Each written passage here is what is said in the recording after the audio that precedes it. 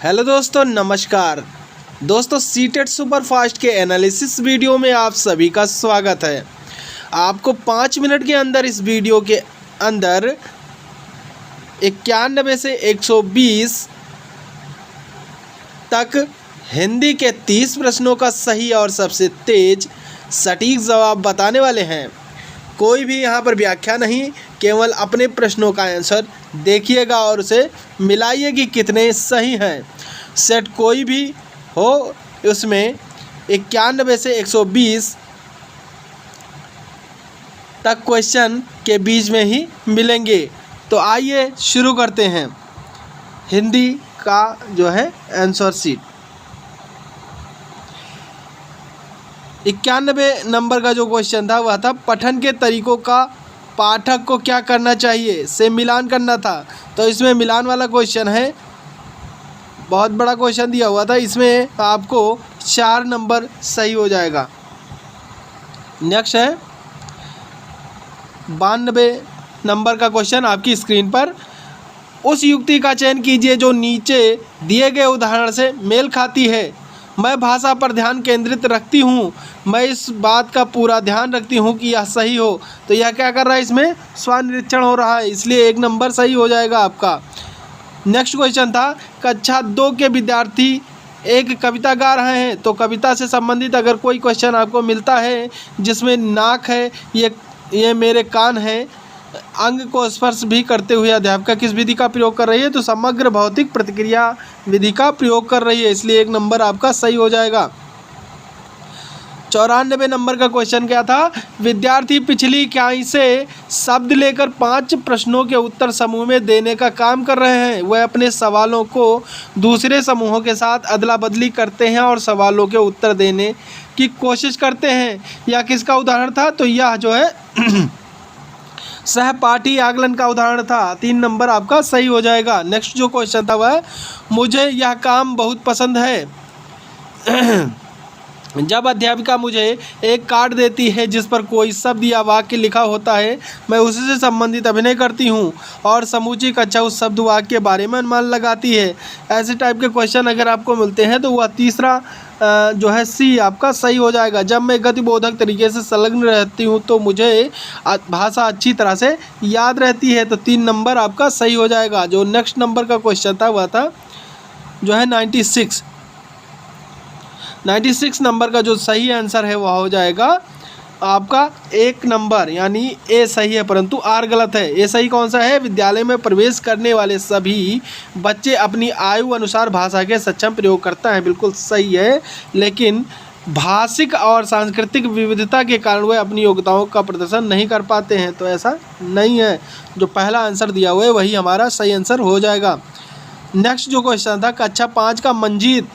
तो मंजीत से क्वेश्चन जो है, मंजीत अपने अध्यापक से अलग शैली में बात करता है, अपने मित्रों से कुछ अलग तरह से और एक 2 वर्षीय बच्चे से कुछ अलग तरह से बात करता है। इसका तात्पर्य यह हुआ कि मंजीत जानता है कि सामाजिक परिस्थितियों में भाषा का प्रयोग किस तरह से करना है। भाषा के इस गुण को किस रूप में जाना जाता है, तो उपयोगितावादी रूप में जाना जाता है। तो आपने अगर 1 नंबर लगाया तो बिल्कुल सही आंसर लगा दिया आपने। नेक्स्ट क्वेश्चन था एक माँ ने इस बात की ओर ध्यान दिया कि उसकी बच्ची कभी कभी ऐसे शब्द बोल जाती है जो ना तो उसने कभी किसी वयस्क से सुने हैं और ना ही अपने भाई बहनों से सुने हैं। इस बात को लेकर वह भ्रमित है क्योंकि उसका मानना है कि बच्चे अपने परिवार और आसपास के परिवेश में लोगों का अनुकरण करके भाषा सीखते हैं। उसका यह मत किसी से प्रतिध्वनित यानी मेल खाता है, तो व्यवहारवाद से, उसके व्यवहारवाद से मेल खाता है। नेक्स्ट क्वेश्चन जो है हमारा स्क्रीन पर है, कौशलों के उस समूह को क्या कहेंगे जो बच्चे औपचारिक पठन निर्देशन शुरू करने से पहले विकसित कर लेते हैं और जो बाद के अकादमिक कौशलों के लिए बुनियादी प्रदान करते हैं। तो उद्यमी साक्षरता हो जाएगा। 3 नंबर आपका राइट आंसर हो जाएगा। नेक्स्ट क्वेश्चन 100 नंबर का क्वेश्चन है, एक दादी नानी से क्वेश्चन अगर आपको मिलता है तो उसका जो उत्तर हो जाएगा संभाषिक पठन। इसमें क्या पूछ रहा है कि अपने घर से, यानी नानी अपने घर से छोटे बच्चों को पुस्तक से कहानियाँ पढ़कर सुनाना पसंद करती है। इस तरह से वह उन्हें पुस्तकों व नए विचारों से परिचित करवाती है और बच्चे भी इस प्रक्रिया में सक्रिय रूप से संलग्न रहते हैं। इस तकनीकों को किस रूप में जाना जाता है?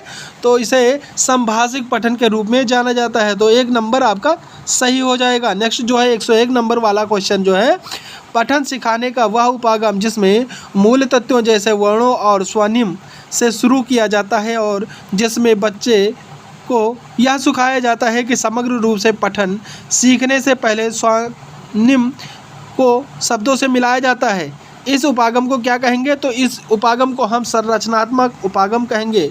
तो 3 नंबर आपका राइट आंसर हो जाएगा। नेक्स्ट जो क्वेश्चन था 102 नंबर, वह जो है हमारा कथन से संबंधित था। इसमें अभिकथन करता है कि ध्वन्यात्मक वर्तनी के प्रयोग से सही वर्तनी लिखना सीखने की योग्यता मंद पड़ जाती है।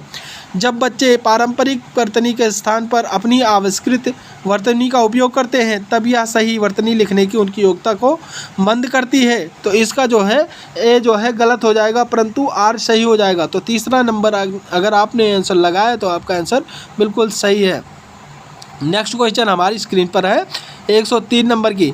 नई भाषा सीखते समय बहुत से विद्यार्थी भाषा के अद्वितीय उच्चारण संबंधी नियमों के कारण भाषा बोलते समय प्रायः आत्मविश्वास की कमी का सामना करते हैं। इस समस्या को दूर करने का तरीका क्या है? तो इस समस्या को दूर करने का तरीका कक्षा में ऐसे खेलों जैसी गतिविधियों का प्रयोग किया जाए जिसमें मौखिक अंतःक्रियाएं अधिक हों। अर्थात क्वेश्चन नंबर 103 का दूसरा आपका सही हो जाएगा। नेक्स्ट क्वेश्चन जो है हमारा 104 है आपकी स्क्रीन पर। कक्षा 3 की अध्यापिका अपने विद्यार्थियों को नए शब्दावली से परिचित करवा रही है। निम्नलिखित में से कौन सा नई शब्दावली सिखाने का प्रभावशाली तरीका है? तो प्रभावशाली जो तरीका है वह अध्यापिका स्थिति विशेष के अनुसार उस शब्द का अर्थ समझाने की कोशिश करे। 1 नंबर आपका सही हो जाएगा। नेक्स्ट जो क्वेश्चन है 105, भाषा सीखना किससे संबंधित है? तो भाषा सीखना जो है कौशल से संबंधित है। निम्नलिखित काव्यांश को पढ़कर, एक काव्यांश दिया हुआ था उसको पढ़कर के आपको जवाब देना था यानी उत्तर देना था। तो जो काव्यांश है वह है, आया समय उठो तुम नारी, युग निर्माण तुम्हें करना है, आज़ादी की खुदी नींव में तुम्हें प्रगति पत्थर भरना है, अपने को कमज़ोर न समझो, जननी हो संपूर्ण जगत की गौरव हो। तो यह जो है इसमें काव्यांश दिया हुआ था, इसके माध्यम से आपको आंसर देने थे। तो इसका जो है कविता का मुख्य स्वर क्या हो जाएगा? कविता का मुख्य स्वर हो जाएगा स्त्री शक्ति, यानी स्त्री की शक्ति के बारे में इसमें बताया जा रहा है। कविता के अनुसार स्वतंत्रता प्राप्ति में स्त्री की भूमिका कैसी है? तो संज्ञान योग्य है। ऑप्शन 4 आपका सही आंसर हो जाएगा। नेक्स्ट जो क्वेश्चन था 108 नंबर का, स्त्री के लिए किस विशेषण का प्रयोग नहीं किया गया है? तो गौरव सबला न्यू का प्रयोग किया गया है, लेकिन अबला शब्द का प्रयोग जो है स्त्री के लिए नहीं किया गया, इसलिए आपका आंसर 2 नंबर सही हो जाएगा। स्त्री की निर्माणकारी शक्ति का भाव कविता की किस पंक्ति में निहित है? तो कविता की युग निर्माण तुम्हें करना है, इस पंक्ति में स्त्री की निर्माण शक्ति का भाव अंकित है। ऑप्शन 3 नंबर आपका सही हो जाएगा। नेक्स्ट जो था वह 110 नंबर का क्वेश्चन है, कविता के अनुसार स्त्री को क्या? स्वयं की शक्ति को पहचानना होगा। ऑप्शन 2 आपका सही आंसर हो जाएगा। जननी हो संपूर्ण जगत की पंक्ति में कौन सा अलंकार है? तो जननी हो संपूर्ण जगत की पंक्ति में रूपक अलंकार है। ऑप्शन 2 आपका सही आंसर हो जाएगा। नेक्स्ट जो क्वेश्चन है वह, इसमें जो है गद्यांश दिया हुआ था, तो गद्यांश के हिसाब से आपको क्वेश्चन और आंसर निकालने थे। गद्यांश के अनुसार सबसे धन्यवाद कहने का कारण नहीं है, तो दया आपका सही आंसर हो जाएगा। हर बुराई अज्ञान के अंधकार में फैलती है, क्या तात्पर्य है? अज्ञानता के कारण बुराइयां फैलती हैं। ऑप्शन 1 आपका सही आंसर हो जाएगा। सुख दुख का कारण, तो सुख दुख का कारण कर्म हो जाएगा। यहाँ पर आपको दिया हुआ है, देख लीजिए इसमें दिया हुआ है, यानी सुख दुख दोनों ही हमारे कर्मों का फल है, तो कर्म आपका सही आंसर हो जाएगा। नेक्स्ट जो है वह है गद्यांश के अनुसार प्रायश्चित के साथ साथ मानव को क्या करना चाहिए, तो मानव को पुरुषार्थ करना चाहिए। मन की कोठरी को स्वच्छ रखें से क्या तात्पर्य है, मन की कोठरी को स्वच्छ रखें से तात्पर्य मन से बुरे भावों का निष्कासन, अर्थात ऑप्शन 2 आपका सही आंसर हो जाएगा। जीवन का मुख्य लक्ष्य है, तो जीवन का मुख्य लक्ष्य ईश्वर के प्रति आभार प्रकट करना, ऑप्शन 2 आपका सही आंसर हो जाएगा। स्वार्थ का विलोम, तो स्वार्थ का विलोम जो है निस्वार्थ हो जाएगा, ऑप्शन 3 आपका सही आंसर हो जाएगा। 119 नंबर का क्वेश्चन आपकी स्क्रीन पर दिया हुआ है, मानवीय शब्दों में प्रत्यय है, तो मानवीय शब्दों में कौन सा प्रत्यय है, तो ईय प्रत्यय है, ऑप्शन 2 आपका राइट आंसर हो जाएगा।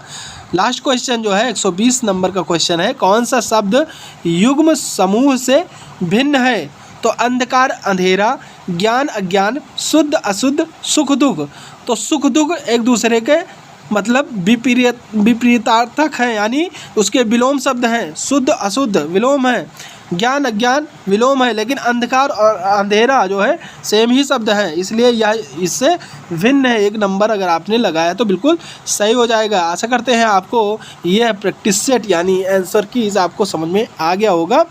तो आप हमारे चैनल को सब्सक्राइब कर लें।